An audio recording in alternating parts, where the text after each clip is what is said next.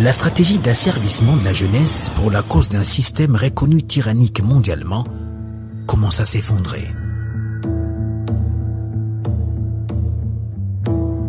Les jeunes, utilisés souvent dans la propagande du régime de Kigali et la divulgation des fausses informations sur la guerre de l'Est de la RDC, dans le but de désorienter l'opinion internationale et saper le moral de la population congolaise, donnent petit à petit de la voix. Notre caméra a réussi à pénétrer dans la localité de Bugangari, à l'ouest du Rwanda.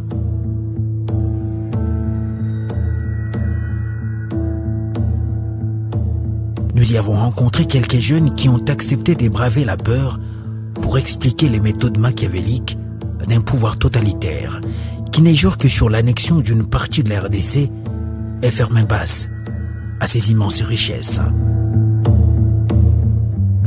Pour leur sécurité, Gabriel et Moïse ont accepté de témoigner à visage couvert.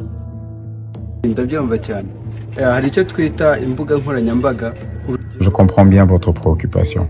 Il y a ce que nous appelons les différentes plateformes de communication. Il y a Twitter, Facebook, Instagram, YouTube, TikTok et autres. Ces plateformes sont beaucoup plus en train d'influencer la génération actuelle. Certains jeunes utilisent ces réseaux sociaux pour se faire de l'argent, d'autres les utilisent pour la propagande et la propagation des fausses informations afin de déstabiliser les autres. Moi-même, j'utilise Facebook, Twitter et YouTube. J'ai même déjà été contacté par certains dignitaires pour que je fasse la promotion de l'image positive de mon pays, le Rwanda, parler des actions de notre président et aussi parler de l'aspect positif de la guerre du M23 qui est menée au Congo. Il nous était demandé de travailler pour propager le plus rapidement possible les informations qui nous sont favorables et susceptibles à déstabiliser le pouvoir de la RDC.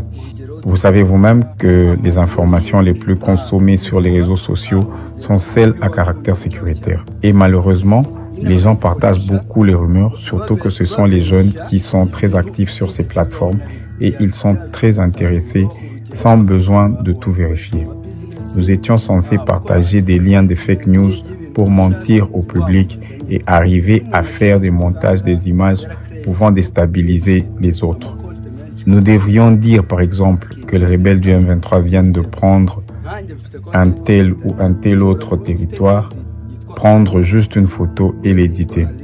La propagande devrait être faite de manière à imposer notre vision de cette guerre à l'opinion, disant que nos frères Tutsis sont discriminés là-bas. Il leur est refusé le droit de jouir des droits dans ce pays comme les autres Congolais.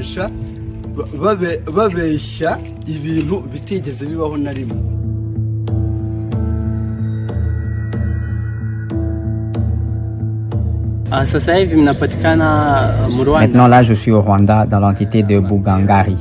Si vous regardez de l'autre côté de notre frontière au Congo, où la guerre persiste depuis plusieurs années, les gens veulent profiter de chaque situation pour en faire du business sur les réseaux sociaux.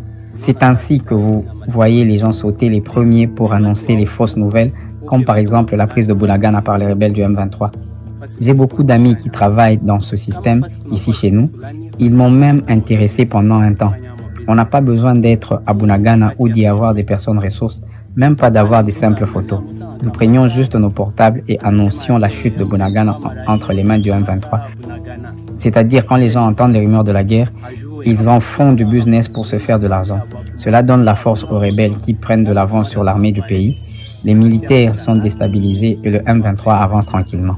Ici chez nous au Rwanda, même si je suis en train de déclarer ceci, j'ai 3 comptes différents sur les réseaux sociaux. Mais parmi mes amis, il y a ceux qui ont 10 comptes, d'autres 5 et certains comme moi en ont 3. Sur un compte, on s'appelle Gabriel, sur un autre, Jay-Z. Ailleurs, on s'appelle Waze. Pourtant, en réalité, c'est une seule personne qui gère tous ces comptes avec des informations divergentes et qui sont souvent fausses et fabriquées dans des labos.